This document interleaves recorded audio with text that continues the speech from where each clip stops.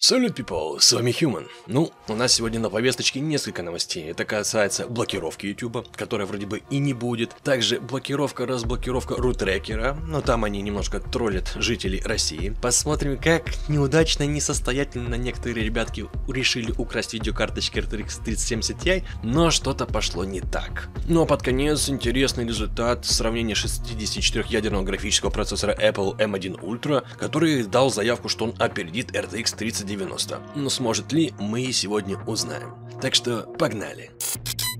Ну что, сотрудники российской компании Wildberries, они пытались украсть со склада целых 20 видеокарточек GeForce RTX 3070 Ti. И изначально эта попытка даже увенчалась успехом. Но как только они попытались продать эти карты, все стало немножко сложнее. К слову, если кто-то вдруг не в курсе обстоятельств, то видеокарты в России сейчас являются, предметом роскоши. И логический вопрос почему, есть логический ответ. Да потому что цены там X3, и потому что компании AMD и Nvidia ввели эмбарго на поставки продукции в страну. То есть скоро купить новую видеокарточку в России будет просто физически невозможно. Особенно когда все склады будут опустошены даже по такому оверпрайсу. Причем неважно, какие будут это клиенты, обычные, розничные или же сами сотрудники, как в данном случае. В итоге, говоря за ситуацию, по меньшей мере трое сотрудников, решили извлечь выгоду из всей этой тенденции на видеокарты. Сначала украв GPU-шки, а затем быстро продав видеокарты в местном ломбарде. Но здесь дело пошло наперекосяк, потому что владелец ломбарда оказался достаточно любопытный, и, видимо, порядочный. Ибо зачем кому-то привозить к нему новые видеокарты, если обычно это бэушка? Потому и связался с органами правопорядка. В итоге, чтобы вы понимали, на данном этапе RTX 3070 Ti стоит примерно 200 тысяч рублей. Это где-то $1931, смотря там какой курс. И в итоге общая сумма составила бы $38 тысяч.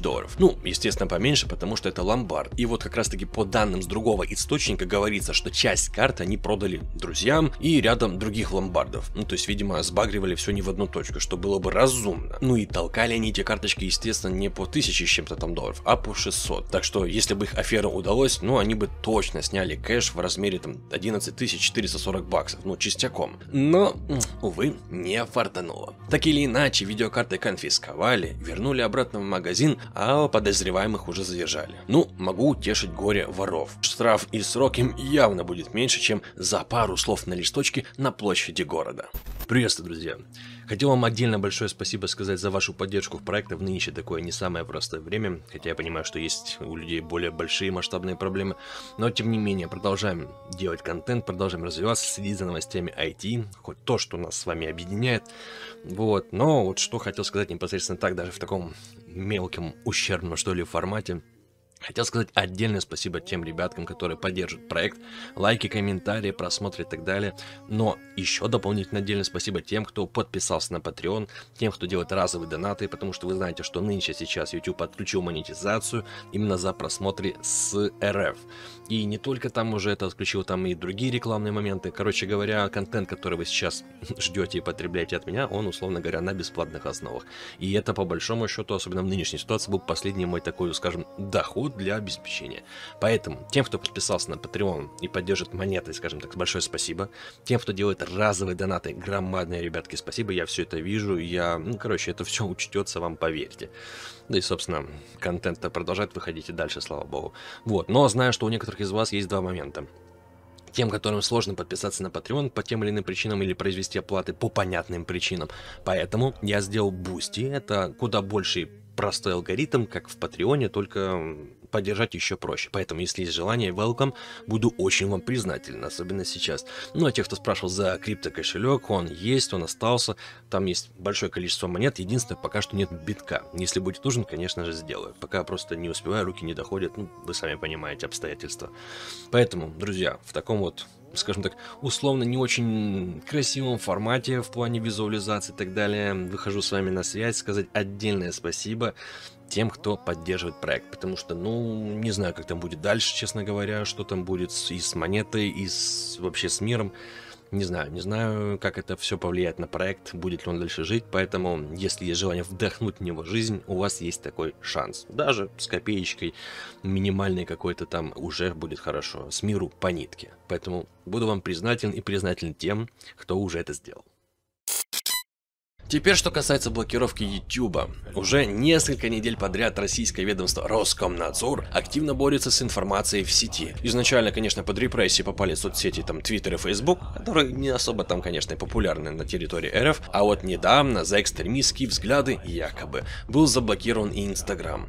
Заходить в него после того, как суд признает политику ресурса незаконной, в РФ уже будет запрещено на официальном уровне. И вот то же самое может коснуться и видеохостинга YouTube. Логический вопрос у обычного потребителя: так а YouTube-то почему блочит? Ну, потому что он заблокировал государственные каналы России. И в итоге в Госдуме предварительно объявили, что государство имеет все основания заблокировать сервис из-за участия в информационной войне. Ну, с их точки зрения. И вот на днях внутренний источник РИА Новости подтвердил блокировку YouTube. И они отметили, что Роскомнадзор может начать ограничивать доступ к видеохостингу уже сейчас. Ну, правда, по тому же мнению РИА, в ведомстве не хотели блокировать Instagram и YouTube одновременно. Ну, чтобы не создавать лишнюю панику. Хотя, мне кажется, от этого как бы ты не уйдешь, не избежишь ее. Однако теперь, когда социальная сеть под запретом, ну, Instagram, то настало время новых блокировок. И источник РИА при этом уточняет, что если сервису повезет прожить в России еще несколько дней, то к концу следующей недели о блокировке сообщит сам Роскомнадзор. Так что, друзья, я вам уже говорил, что и как делать. Если вы хотите продолжить созерцать творчество проекта Human Vast, то, ну, как бы, все перед вами, все в ваших руках.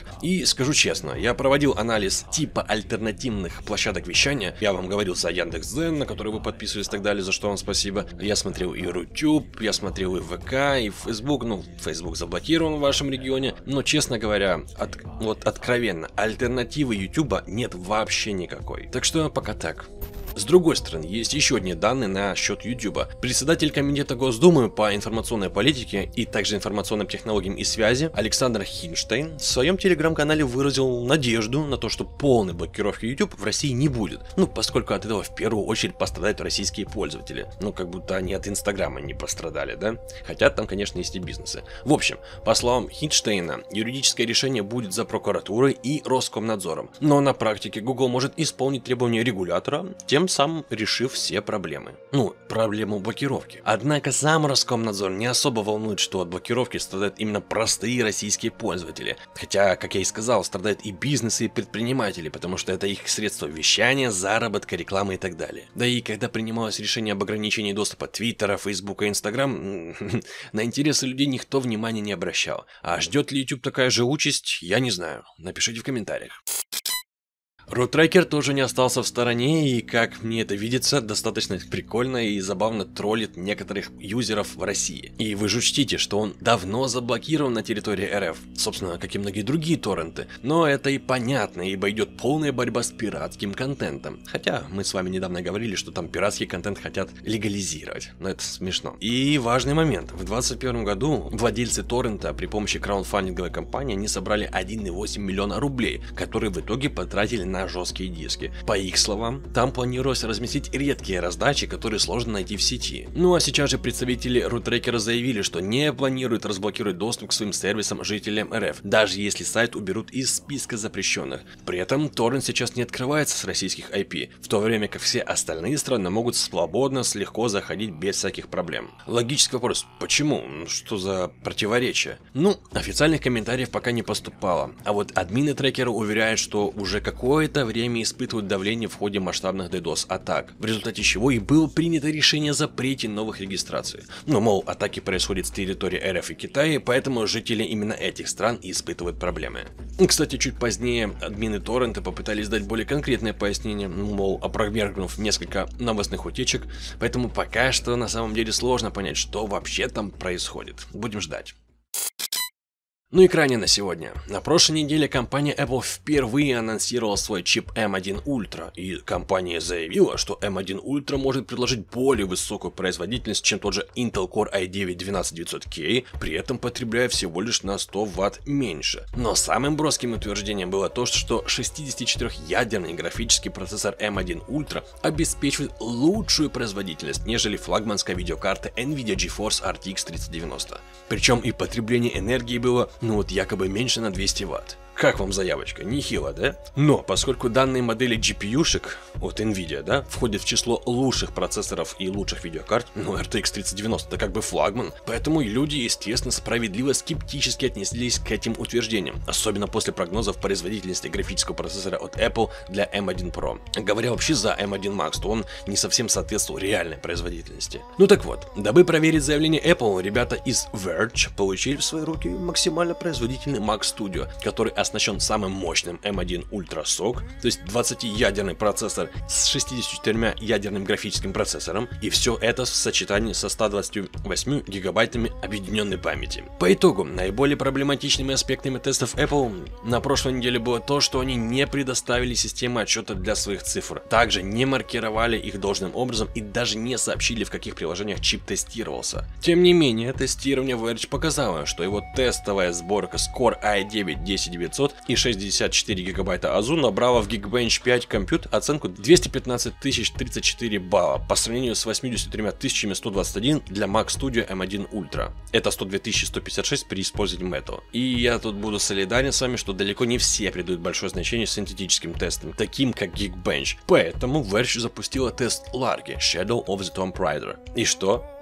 Ожидаемо, RTX 3090 легко обогнал M1 Ultra, обеспечив 142 кадра в секунду при разрешении 4К, а вот Mac Studio смогла набрать только 108 кадров при 4К. Это не ужасные цифры, я согласен, это достойный результат, но все ожидали большего от предполагаемого уничтожителя RTX 3090. Зачем Apple вообще утруждает себя этими причудливыми графиками тестов, я не знаю, можете написать в комментарии. Наверное, чтобы прорекламировать превосходство над процессорами и графическими процессорами в сфере ПК. Но даже с технологиями в 5 нанометров от Apple пока могут продвинуть 64-ядерный графический процессор M1 Ultra только в 60-ваттном TDP, всего лишь. С другой стороны, да, RTX 3090 может в полной мере использовать свой 350-ваттный TDP, это немало, я согласен, но она хотя бы обеспечит быструю и стабильную производительность в самых разных сценариях. Конечно, может быть несколько конкретных тестов, которые графический процессор M1 Ultra сможет выйти вперед, но по шкале производительности на ватт. Но если говорить о полной производительности, то, ну извините, превосходство RTX 3090 это просто очевидно.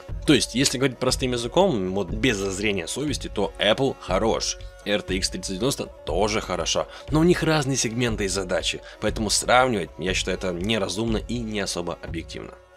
Что ж, ребятушки, на сегодня у меня для вас все. С вами был, как всегда, Human, и, как всегда, если есть возможность, кайфовой вам игры.